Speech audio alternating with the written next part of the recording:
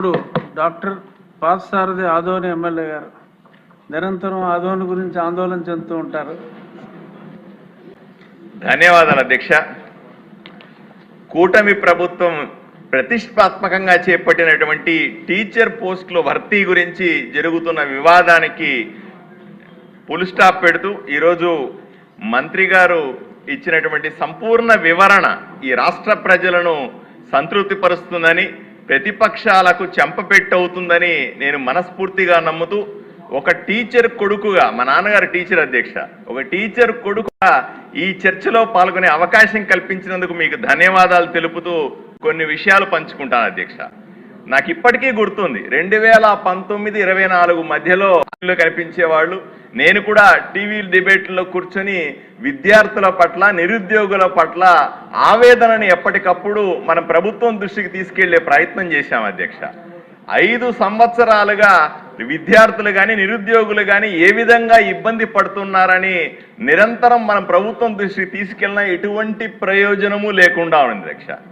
5 సంవత్సరాలు, అంతకు ముందు కొన్ని 2 సంవత్సరాలుగా జరగనటువంటి ఈ టీచర్ పోస్టుల భర్తీ గురించి మనం మొదటి సంతకం, కూటమి ప్రభుత్వం ఏర్పడితే వెంటనే టీచర్ పోస్టులు ఇస్తామని చెప్పిన హామీని నిలబెట్టుకుంటూ మొదటి సంతకంతోనే 16,000కు పైగా టీచర్ పోస్టులు భర్తీ చేస్తామని చెప్పి వాళ్లకు ఆశ కల్పించాం. ఆ విధంగా పని కూడా చేసి పెట్టాం అధ్యక్ష. ఇక్కడ ఒక రికార్డు కూడా చూడాల్సింది అధ్యక్ష. జగన్మోహన్ రెడ్డి గారు ముఖ్యమంత్రిగా ఉన్నప్పుడు ఆయన ఒక రికార్డు బద్దలు కొట్టాడు అధ్యక్ష.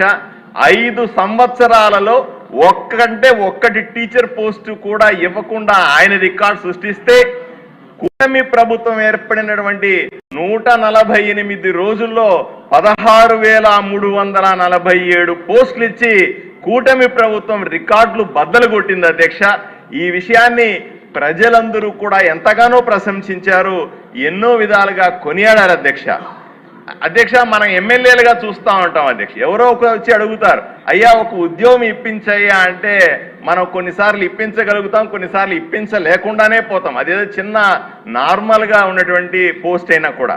అట్లాంటిది 16,000కు పైగా ఉద్యోగాలు ఈ రాష్ట్రంలో సృష్టించగలిగి లక్షలాది ఉద్యోగాలను ప్రైవేట్ రంగంలో సృష్టిస్తున్నటువంటి కూటమి ప్రభుత్వ విజయాలని ఓర్చుకోలేక జగన్మోహన్ రెడ్డికి సంబంధించిన పార్టీ ఈరోజు చేస్తున్నటువంటి కుట్రలు మనం చూస్తా ఉన్నాం అధ్యక్ష. ఇక్కడ ఒక సందర్భాన్ని కూడా చెప్తాను అధ్యక్ష. 16,000కు పైగా వచ్చిన పోస్టుల్లో నేను ఎప్పుడు గర్వంగా చెప్పుకుంటాను, కర్నూలుకు అత్యధికంగా టీచర్ పోస్టులు 1000కి పైగా పోస్టులు వచ్చిన ఘనత మాకు వచ్చింది అధ్యక్ష. దీన్ని ఎప్పుడు కూడా నేను ప్రజల మధ్య చెబుతూ ఉంటాను అధ్యక్ష. ఇదే సందర్భంలో దీన్ని జీర్ణించుకోలేనటువంటి గొడ్డలి పార్టీ, దీన్ని ఓర్వలేనటువంటి జగన్మోహన్ రెడ్డి తన అనుచరులు ఏదో విధంగా నోటిఫికేషన్ ఇచ్చినప్పటి నుంచి కోర్టు కేసులు ఇవ్వడమే అధ్యక్ష. పరీక్షలు జరగకూడదని అన్ని రోజులు, నియామకాలు వచ్చిన తర్వాత సరిగా నియమించలేదని కొన్ని రోజులు, సుమారుగా 335 కోర్టు కేసులు వేసిన సందర్భంలో కోర్టుకు విసుగొచ్చి కూడా ఒక మాట అన్నది అధ్యక్ష, అయ్యా అభ్యర్థులు ఎవరు కూడా వచ్చి అడగట్లేదు, మీరెందుకు పార్టీలో మా వైపు నుంచి వచ్చి అడుగుతా ఉన్నారు, అభ్యర్థులు ఏమైనారు అని అడిగే పరిస్థితి ఆ రోజు మనం చూసాం అధ్యక్ష. ఇంతలోపలే 1.5 సంవత్సరం దాటిన తర్వాత జగన్మోహన్ రెడ్డి గారికి, వాళ్ళ అనుచరులకి వాళ్ళకు ఒక ఐడియా వచ్చింది. అయ్యా ఢిల్లీలో జంతర్ మంతర్ దగ్గర కాక్రోచ్ జనతా పార్టీ అనే నాయకత్వంలో విద్యార్థులందరూ కూడా నీట్ ఎగ్జామ్లో మా పేపర్ లీక్ అయిందనే అంశం మీద పెద్ద ఎత్తున రచ్చ జరిగితే, ఈరోజు అదే అవకాశాన్ని తీసుకొని అక్కడ విద్యార్థుల ఉద్యమం వచ్చింది.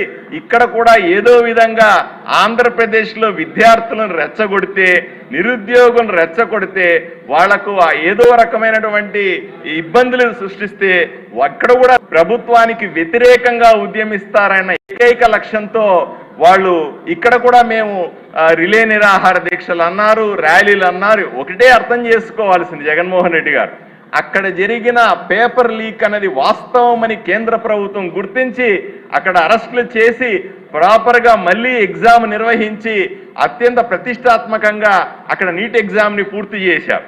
ఇక్కడ ఏదైతే మేము టీచర్ పోస్టులు ఇచ్చామో అత్యంత పారదర్శకంగా చేసిన ప్రక్రియ అని పలుమార్లు చెప్పాం.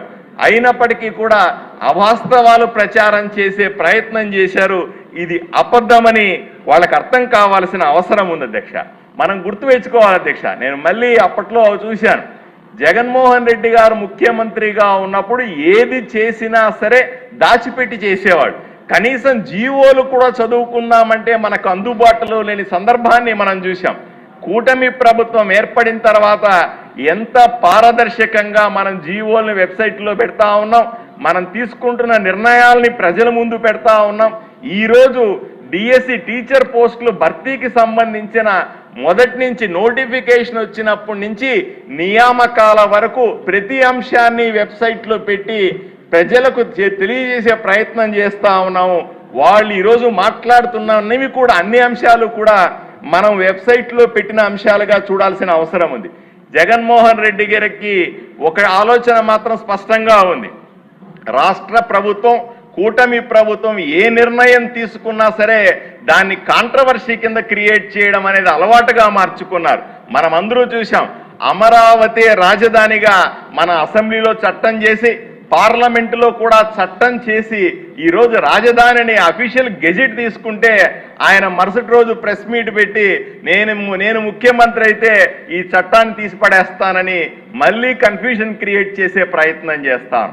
ఈరోజు టీచర్ పోస్టులు భర్తీ చేస్తే టీచర్లందరూ కూడా 16,000 మంది టీచర్లు భయపడేలాగా భయపెట్టే విధంగా వాళ్ళని నేను అధికారంలోకి వస్తే ఇవన్నీ రద్దు చేస్తానంటాడనే భయాందోళన మధ్య ఉన్నారు అధ్యక్ష.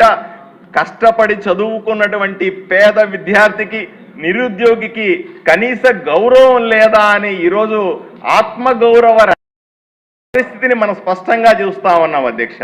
వైఎస్ఆర్సీపీ పార్టీ అధికారంలో ఉన్నప్పుడు టీచర్లకు కనీసం 1వ తారీఖు జీతాలు ఇవ్వలేదు కదా, వాళ్ళని మద్యం దుకాణాల దగ్గర కాపలా పెట్టిన వాస్తవాన్ని మనమే టీవీల్లో ఎండగట్టిన విషయాన్ని మీకు తెలియజేస్తున్నాను అధ్యక్ష. ప్రజలందరూ ఒకే మాట వైఎస్ఆర్సీపీ పార్టీని, జగన్మోహన్ రెడ్డి గారిని ప్రశ్నిస్తున్నారు అధ్యక్ష.